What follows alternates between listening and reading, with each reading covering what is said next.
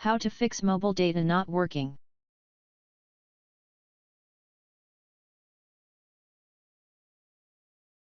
Mobile data is not on.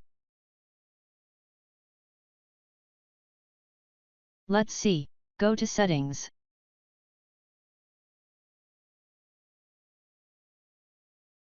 Click on the SIM card and mobile data. Now, click on the access point name. Click here.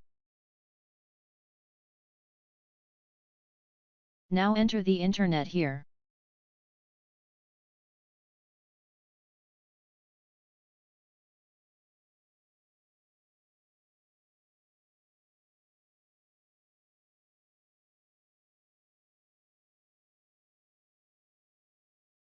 Now, click on Save.